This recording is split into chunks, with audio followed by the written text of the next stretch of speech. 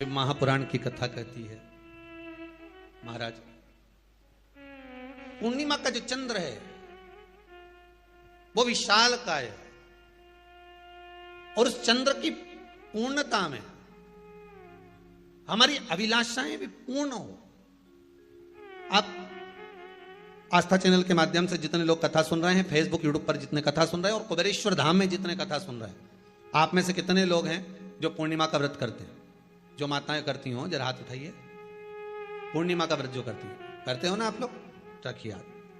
अब पूर्णिमा के व्रत में आपने कई बार किताब पढ़ी होगी पूर्णिमा की, या आपने व्रत किया होगा, या पूर्णिमा का व्रत आप धारण करे होगे, तो उसमें पूजन कौन से भगवान की होती है? पूर्णिमा के व्रत में किस भगवान की पूजन होती है? तो कहा पूर्णिमा के व्रत में केले के खंभ लगाकर पूर्णिमा का जो अध्यापन होता है, पूर्णिमा की जो पूजन होती है, उस पूजन में शंकर और पार्वती की पूजन की जाती है, शिव और नारायण की पूजन करी जाती है, शंकर और पार्वती का स्मरण किया जाता है। किसकी पूजन होती है? शिव पार्वती। क्यों शंकर और पार्वती का पूजन क्यों करा जाता है पूर्णिमा के व्रत में?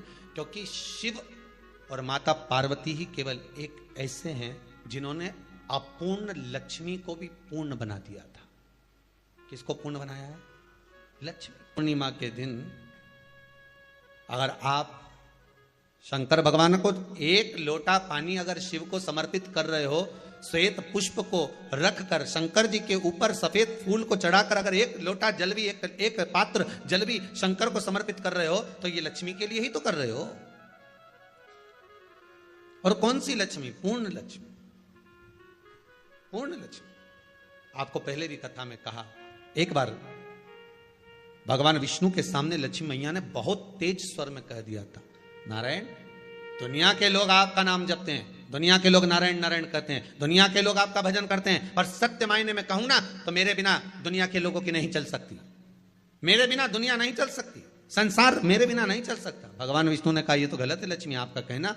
एक दिन लक्ष्मी को अहंकार आ गया, अहंकार के संबोधन जब माता लक्ष्मी करने लगी तो भगवान उसी समय पर भगवान विष्णु को क्रोध आ गया और भगवान विष्णु ने कह दिया, लक्ष्मी तू इतनी बड़ी बड़ी बात कहती है कि तेरे बिना नहीं रह सकती संसार। मैं तुझे कहता हूं लक्ष्मी, तू अपूर्ण है, तू अपूर्ण है, तू पूर्ण कब हो गई?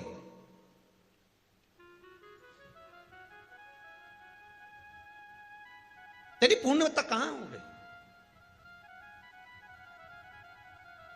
लक्ष्मी की आंख से आंसू बहने लगे। आज आपने मुझे अपूर्ण कहा है, आपको मालूम है आप मुझे अपूर्ण कह रहे हो? आपको यह ज्ञात हो रहा है आप मुझे अपूर्ण कह रहे हो? भगवान कहते हैं, हाँ लक्ष्मी मैंने तुझे अपूर्ण कहा है। अपूर्णता का मतलब आप जानते हो ना? भगवान कहते हैं, लक्ष्मी मैं सब जानता हूं। लक्ष्मी रोती हुई माता सरस्वती के पास पहुंच गई। सरस्वती ने पूछा, क्या बात है लक्ष्मी, क्यों रो रही हो? लक्ष्मी जी ने कहा, क्या बताऊं सखी, मेरे पति ने आज मुझे अपूर्ण कह दिया है। तो क्यों रो रही है तू? अपूर्ण अगर कह दिया, पति ने ही तो कहा है ना, तो क्यों रोना? चल मेरे साथ में। और सरस्वती मैया माता लक्ष्मी को लेकर सीधे पहुंच गई माता पार्वती के यहां। माता पार्वती के यहां जब पहुंची है, माता पार्वती जी ने लक्ष्मी जी को देखा और सरस्वती को देखा तो पूछा कि बात क्या है, क्या हो गया ऐसा, क्या हुआ, क्या है ऐसा जो तुम दोनों आज मेरे पास में आई? क्या हुआ? पार्वती जी कुछ बोलती, शिव जी का ध्यान माता सरस्वती की ओर और लक्ष्मी की ओर गया और भगवान शंकर जान गए कि आज भगवान नारायण ने लक्ष्मी जी को अपूर्ण कहा है। अब देखें माता पार्वती क्या कर सकती है, इसको पूर्ण बनाने के लिए करेगी क्या? क्या हुआ? माता सरस्वती जी बोली, लक्ष्मी को अपूर्ण कह दिया। अपूर्ण कह दिया? हाँ, तो क्या सोचना उसके लिए, इसको मैं अभी पूर्ण बना देती हूं। माता जगतजननी पार्वती ने गोदी में विराजमान गणेश जी को उठाया और उठाकर लक्ष्मी जी की गोद में दे दिया। ले लक्ष्मी, आज से तू पूर्ण हो गई। लक्ष्मी आज से तू पूर्ण है। गोदी में जब तक संतान नहीं है तो नारी को लोग अपूर्ण समझते हैं, पर माता पार्वती जी ने संपूर्ण ब्रह्मांड में एक सिद्धता प्रदान कर दी कि अपने गोदी के लाल को, अपने गोदी के पुत्र को माता ने लक्ष्मी की गोद में देखकर लक्ष्मी को पूर्ण बना दिया। वो दिन कौन सा था? पूर्णिमा का दिन, लक्ष्मी को पूर्ण करने का दिन, पूर्ण करने का। केवल अमृत ही नहीं बरसता, पूर्णिमा के दिन लक्ष्मी भी बरसती है। पूर्णिमा के कितने व्रत होते हैं? बोलते जाओ, जरा जल्दी जल्दी बोलो। पूर्णिमा के नारियों को, स्त्रियों को अखंड सौभाग्य के लिए, जो नारी वैधव्य नहीं होना चाहती है, उस नारी को पूर्णिमा के कितने व्रत करना चाहिए? जिस नारी के यहाँ संतान नहीं हो, औलाद नहीं हो, उसको पूर्णिमा के कितने व्रत करना चाहिए? जिस नारी का पुत्र, पति बहुत बीमारी से ग्रसित हो, लग रहा हो कि ये मेरा बेटा बहुत बड़ी बीमारी में घिरा हुआ है, तो नारी को कितने व्रत करना चाहिए? स्वयं भगवान कृष्ण ने माता यशोदा को द्वापर में भी बताया है कि पूर्णिमा के 32 व्रत होते हैं। कितने व्रत होते हैं? 32। हम भगवान कृष्ण यशोदा रानी को, माता यशोदा जी को भी बता रहे हैं 32 व्रत। अब आपको किसी ने बता दिया होगा कि 8 कर लो, 7 कर लो, 6 कर लो, 12 कर लो, इसलिए आपने बोला कि 12 कर लीजिए, 32 कर लीजिए। अरे यहां तो द्वापर की कथा भी कहती है। यशोदा जी ने एक बार भगवान कृष्ण को रोक कर कह दिया, ए कन्हैया रुको। कन्हैया बोले, बोलो मां क्या बात है? कन्हैया जरा रुकिए, इधर आओ जरा। भगवान कृष्ण आए। हाँ मां बोलिए। जगह का प्रसंग है ये, जिस समय पर राधा रानी कुरुक्षेत्र में नंद बाबा और यशोदा जी को लेकर कुरुक्षेत्र के कुंड में, ब्रह्म सरोवर में स्नान कराने के लिए लेकर जाती है, ग्रहण का समय पर। और जब भगवान कृष्ण उस कुरुक्षेत्र के उस सरोवर में स्नान करने आते हैं, तब यशोदा जी ने अपने लाला से प्रश्न किया है, पूछा है कि नारी वैधव्य होकर ना मरे, उसका पति कोई रोग से ग्रसित ना हो, उसका पुत्र किसी रोग में ना पड़े। कितना सुंदर संवाद लिखा है। अगर किसी माता का पुत्र मान लो किसी नशे में डूबा हुआ है, कोई नशा कर रहा है और गलत नशा है, आपको लग रहा है कि ये नशे में डूबा हुआ है, आपको लग रहा है कि ये गलत जगह पर डूब गया है, आपको लग रहा है कि मदिरापान में, मांसाहार में या अधिक अधिक गांजा आदि का जो भी नशे होते हैं, जितने भी नशे, उसमें डूब चुका है। और माँ उसको समझा रही है, तू नशे में मत डूब, तू इस काम को मत कर, तू ये गलत कर्म मत कर। माँ उसको समझा कर हार गई। तो मेरा माताओं से निवेदन है, आप उसको समझाना बंद कर दो, एक काम करना प्रारंभ कर दीजिए। हमें जो शिव महापुराण के माध्यम से शास्त्र कह रहा है कि आप 32 पूर्णिमा के व्रत प्रारंभ कर दो। उसमें करना क्या है आपको? केवल जिस दिन व्रत रहे, रात्रि के समय पर कोई भी मीठा, कुछ भी सामग्री आप चंद्र की रोशनी में, चंद्र को अर्घ देने के बाद, पूजन करने के बाद उसको रखो, और वही सामग्री जो नशा कर रहा है उसको पूर्णिमा के दूसरे दिन उसको खिलाओ। आप धीरे धीरे खिलाना चालू करेंगे, जिस नशे में वो डूबा हुआ है उस नशे से वो छूटना प्रारंभ हो जाएगा। 2 पूर्णिमा व्रत करके तो देखो, तीसरे में तुम्हें जरूरत ही नहीं पड़ेगी। धीरे धीरे आप वो छूटना प्रारंभ हो जाएगा। स्वयं भगवान कर रहे हैं। यशोदा मैया ने कन्हैया को रोक लिया कुरुक्षेत्र के उस मैदान में, और भगवान कृष्ण का दर्शन माता यशोदा जी करी। बहुत बहुत दिनों के बाद माँ को, आज माता यशोदा को लाला का दर्शन हुआ, बहुत समय के बाद, जाने के बाद बहुत समय। कृष्ण से माता यशोदा जी ने पूछा, कन्हैया लो, किसी नारी का पुत्र या पति रोग से ग्रसित हो,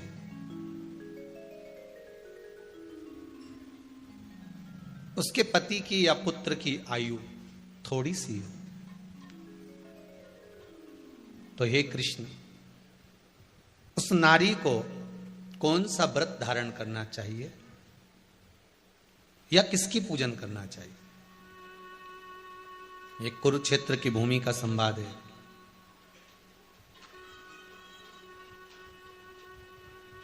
भगवान कह रहे हैं, मां, अगर नारी अपने पुत्र और अपने पति के लिए, उसकी उम्र की वृद्धि के लिए, रोग मुक्ति के लिए,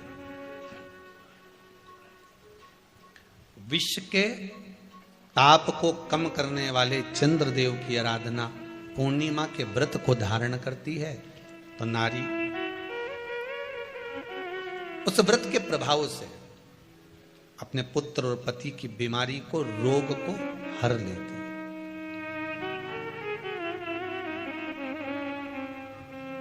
रोग का हरण कर लेती।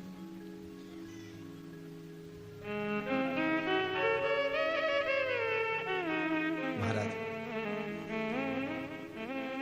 जो बच्चा बुद्धि से विकलांग हो, विद्या में कमजोर हो, परीक्षा हॉल में पेपर देते समय भूल जाता हो, वे एक काम ना करता हो, तो निवेदन है किसी भी पूर्णिमा की रात्रि को 12 बजे गाय के, गौ माता देसी गाय के जो 4 थन होते हैं, उन 4 थन में से जो आगे के थन होते हैं, 2 पीछे की ओर होते हैं, 2 आगे की ओर होते हैं, तो जो आगे के 2 थन हैं, उस थन का दूध निकलवा लिया जाए और उस दूध का कोई भी मीठा पदार्थ बनाओ तो ठीक है, ना बनाओ तो उसी दूध में शक्कर मिलाकर पूर्णिमा की रात्रि को, जो विवेक से कमजोर हो, बुद्धि से कमजोर हो, या याद करा हुआ सब भूल जाते हो, या आपके लिए भी है कोई चीज रखते हो भूल जाते हो, विवेक याद नहीं रहता, बुद्धि में इतना प्रबल बल नहीं आ पाता, याददाश्त कमजोर होती चली जा रही, तो किसी भी पूर्णिमा की रात्रि को 12 बजे गाय के आगे के 2 थन का दूध, उसमें कोई पदार्थ, शक्कर, गुड़ कुछ भी मिलाकर भगवान के चंद्रदेव की साक्षी में उसको पिला दिया जाए। महाराज, बार बार पिलाने की जरूरत ही नहीं पड़ेगी, एक ही बार में काम कर जाएगा और विवेक पूर्ण तरह से कार्य करने लगेगा। इसी गाय के आगे के 2 थन का दूध बड़ा प्रबल होता है। पूर्णिमा की रात्रि को 12 बजे उसका प्रयोग किया जाए। दूध को निकाल लो शाम के समय, रात्रि के समय ग्वाले से कहकर, जिसके यहाँ पर देसी गाय हो वहां निकलवा कर उसको रखा जाए, उसका पान करा जाए। रोग बीमारी में प्रबलता। तो मां यशोदा जी जग कल्याण के लिए पूछ रही है। जब देवता 33 कोटि देवता उस चंद्र के इंतजार में रहते हैं कि ये चंद्र प्रबल होगा, तब जाकर ये चंद्र यहां पहुंचेगा, तब जाकर हम मंथन करेंगे, तब जाकर वो अमृत मिलेगा, और उस अमृत को देवता धारण करेंगे तो वो आनंद पा जाएंगे। हम क्यों एक एक पूर्णिमा छोड़ें? एक एक पूर्णिमा के महत्व को जानिए। कोई पूर्णिमा साधारण नहीं है, कोई प्रदोष साधारण नहीं है, कोई शिवरात्रि साधारण नहीं है। 12 महीने शिवरात्रि पड़ती है, 12 महीने में प्रदोष पड़ते हैं, तो महत्व ही नहीं जान पाते। कौन से प्रदोष पर क्या करना है, कौन सी पूर्णिमा को क्या धारण करना है, कौन सी शिवरात्रि पर। कई लोगों को तो यहां तक नहीं मालूम था कि भाई श्रावण के महीने में भी शिवरात्रि आती है। वो तो बस लोगों के कि शिवरात्रि का पूजन हुआ, तो उसका स्मरण क्यों छोड़े हम? अगर ये वेद और शास्त्र ब्राह्मणों को दिए गए हैं, ये वेद और शास्त्र विद्वज्जन को दिए गए हैं, तो इसका स्मरण होना चाहिए कि हम निकाल कर जनमानस तक ये चीज पहुंचाएं कि हमें इस दिन ये पूजन करना है, उसका स्मरण होना चाहिए। भगवान कृष्ण से यशोदा जी ने पूछा तो भगवान कृष्ण ने कहा, मां, पूर्णिमा का व्रत अगर नारी 32 पूर्णिमा धारण कर लेती है तो वो नारी वेदव्य होकर नहीं जाती। पर आप लोग व्रत जो करते हो ना, जो भी व्रत आप लोग उठाते हो, सोमवार का व्रत जैसे किसी माता जी ने उठा लिया और वो उठाने के बाद, हम तो शादी नहीं हुई थी ना जब भी सोमवार व्रत करते थे, अब शादी हो गई अभी भी हम सोमवार का व्रत कर रहे हैं, करे जा रहे हैं, और उसका कोई उद्यापन नहीं करा, कोई संकल्प नहीं लिया गया कि मैं 5 करूंगी कि 16 करूंगी कि 25 करूंगी कि 31 करूंगी कि 21 करूंगी। इसलिए पूर्णिमा व्रत का विधान में कहा गया कि 32 पूर्णिमा का पहला संकल्प होना चाहिए। उसके बाद आपकी 32 पूरी हो जाए, फिर आप दूसरे और व्रत कर लो, फिर 32 कर लो, फिर 32 कर लो, पर उसमें पूर्णता का भाव। अभी तक किसी के सोमवार और गुरुवार और शुक्रवार के व्रत ही पूर्ण नहीं हुआ, अभी तक चल रहा है, अभी तक चल रहा है। हम तो सोमवार का व्रत करते हैं, हम तो शनिवार करते हैं, अब शनिवार करते करते 4 साल हो गए, 6 साल हो गए, 5 साल हो गए। भगवान को तो थोड़ा बहुत खिला पिला के उनको एक बार तो विश्राम दे। भगवान भी मन में सोच रहे अब तो निपटेगी तभी छोड़ेगी। कोई भी व्रत आप करो, उस व्रत का एक संकल्प, एक नियम कि मैं इतने व्रत करूंगी, ये मेरा नियम। जैसे नवरात्रि के 9 दिन मैंने करे, व्रत धारण करे, 10वें दिन उसको छोड़ दिया।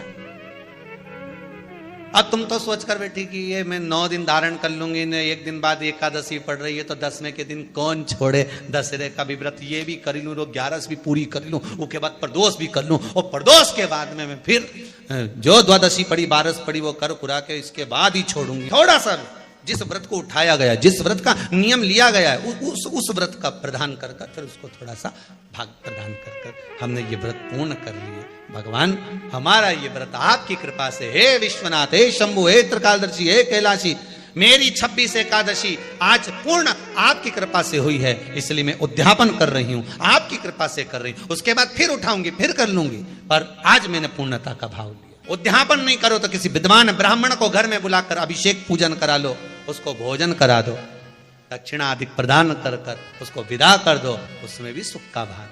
कितनी पूर्णिमा जम के बोल दो, 32 पूर्णिमा। कौन कर रहे हैं? भगवान कृष्ण। किसको कर रहे हैं? माता यशोदा को। किसने ये व्रत धारण किया? तुम्हें कुछ मालूम है किसका होता है ये व्रत? भगवान कृष्ण ने कहा ये शंकर और पार्वती का व्रत है। किसका व्रत है? शिव और पार्वती का। पूर्णिमा का व्रत शंकर और पार्वती का व्रत। तो कोई कहे कि ये तो भगवान कृष्ण का व्रत है, तो ये तो कृष्ण भगवान तो द्वापर में आए हैं, पर पूर्णिमा का व्रत तो स्वयं माता पार्वती जी ने भी धारण करा है। जिस समय पर कार्तिकेय महाराज को गंगा मैया प्रकट कर रही थी और तारकासुर का जब संहार करना था, तब माता पार्वती ने शंकर जी से पूछा था कि तारकासुर को मारने के लिए आपके पुत्र की जरूरत है, आपका पुत्र प्रकट कैसे होगा, क्योंकि आप तब साधना में लगे रहते हो। भगवान कहते हैं चिंता मत कर, तू एक काम कर, पूर्णिमा व्रत को धारण कर। मां पार्वती भी जिस व्रत को धारण करी है, तो कोई ये द्वापर का व्रत है क्या? यहां तो शास्त्र कह रहा है कि कोई भी अगर आप प्रसंग धारण कर रहे हो, कोई भी आप नियम धारण कर रहे हो, कोई भी आप व्रत धारण कर रहे हो, या आप किसी भी तरह का पुण्य भाग धारण कर रहे हो, तो उसमें जड़ की मूलता होना चाहिए। जड़ कहां? केवल पूर्णिमा का व्रत कोई केवल द्वापर का नहीं है, केवल त्रेता का नहीं, ये तो सतयुग के भी आगे का निकल चल, ना जाने कितने सतयुग, कितने त्रेता, कितने द्वापर हुए, तब से चला। नैनों में नंबर बढ़ते चले जा रहे हो, चश्मा उतर नहीं रहा हो, दूर का नहीं दिखे, कहीं किसी को पास का नहीं दिखे, रहते हैं। उसके लिए तुलसी की जो डंडी होती है, तुलसी जैसे बेलपत्र की जो ये डंडी है, ऐसी तुलसी का जो पत्ता होता है, उस पत्ते की जो डंडी होती है, उस डंडी को चंद्रमा को देखा जाता है। उस डंडी की जो कोर होती है, उस कोर को दृष्टि से मिलाया जाता है। माँ की रात्रि ठीक 12 बजे आप चंद्रमा की, जैसे चंद्रमा का भाग, उस चंद्रमा के भाग को आप उस डंडी के भाग से निहारने का प्रयास करिए।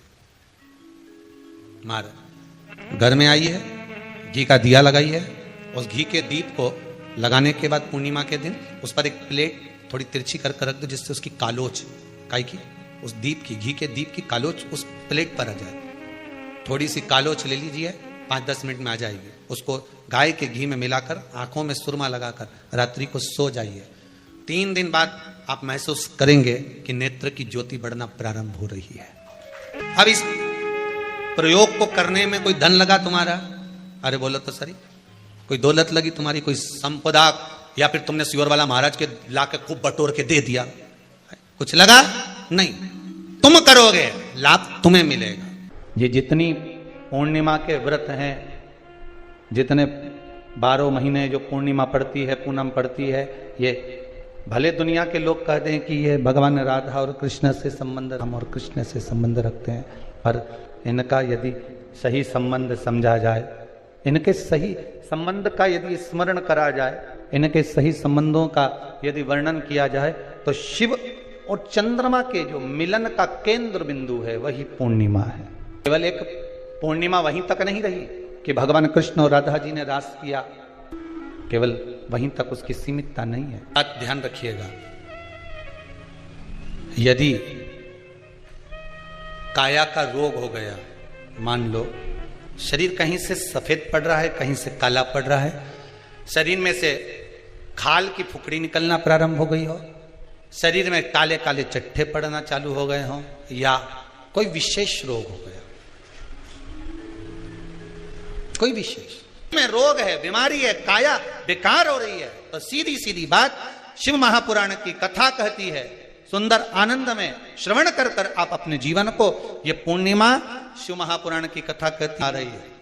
कुछ नहीं करना, पीपल का एक पत्ता, उस पत्ते पर थोड़ा सा चावल, पूर्णिमा की रात्रि को अपने हाथ में लेकर अपने नयनों से लगाकर शरीर पर से स्वयं उतार कर उसको दरवाजे के पास रख दीजिए। पूर्णिमा की रात्रि को पूर्ण होने पर उस चावल को दूसरे दिन सूंघ कर बहते हुए पानी में डाल दीजिए। महाराज कितने भी रोग से ग्रसित हो गए, पीपल का एक पत्ता 52,000 ब्राह्मण की साक्षी कराता है। महाराज बहुत ध्यान देना, पीपल के वृक्ष में स्वयं नारायण का, मेरे कृष्ण का वास है। स्वयं भगवान गीता के अंतर्गत कहते हैं कि मैं पीपल का वृक्ष हूं, नारायण उसी में। 52,000 ब्राह्मणों का वासा एक पीपल के पत्ते में होता है। और आपको पहले भी कथा में कहा, गाय ब्राह्मण बहन बेटी ये सब काल का हरण करने वाले हो, काल को हरने वाले हो। रोग को मिटाइए, शिव का स्मरण करो। पूर्णिमा के दिन चावल का एक आखा दाना जानते हो, पूरा खंडित चावल नहीं। कितना चावल? एक दाना चावल का शंकर भगवान के शिवलिंग पर समर्पित करिए। एक बेलपत्र जिसका डंडी का मुख अपनी ओर हो, जहां से चावल चढ़ाया है, उस चावल के ऊपर अपनी कामना कर कर रख दीजिए और चंद्रमौली भगवान का स्मरण करिए। कौन से भगवान? शंकर भगवान का सर्वश्रेष्ठ सुंदर नाम है चंद्रमौली। चंद्रमौली भगवान का स्मरण करिए। अपनी कामना कर कर बेलपत्र समर्पित कर कर शिव जी पर एक लोटा पानी, एक जल पात्र समर्पित करो, कलश से जल चढ़ा दीजिए। नयनों में वो जल लगाकर अपनी कामना कर कर वापिस घर को आइए। आएगी जो कामना करी है मेरा चंद्रमौली भोलेनाथ उसे पूर्ण कर ही देगा। शिव उपासना के लिए जितनी 12 महीने में पूर्णिमा पड़ती है, एक एक पूर्णिमा का व्याख्यान वर्णन करेंगे। आज तो कथा का महत्तम दिवस है, पहला दिवस है, तो हम उसको महत्व समझें कि पूर्णिमा का महत्व क्या है। हम उसका महत्व समझें कि शंकर और चंद्र का रिश्ता क्या है, संबंध क्या है। भगवान ने जितनी पूर्णिमा बनाई है, जितने नक्षत्र बनाए, जितनी घड़ी बनाई, जितना पल बनाया, जितना समय बनाया, ये शंकर भगवान ने जो बनाया ये गलत नहीं बनाया, श्रेष्ठता के लिए बनाया, जग के उद्धार के लिए, संसार के उद्धार के लिए बनाया। अब उसका प्रयोग आप करें ना करें ये आपके ऊपर है। आप उसका प्रयोग कर रहे हैं ना कर रहे हैं आपके ऊपर, पर जो बनाया है मेरे भगवान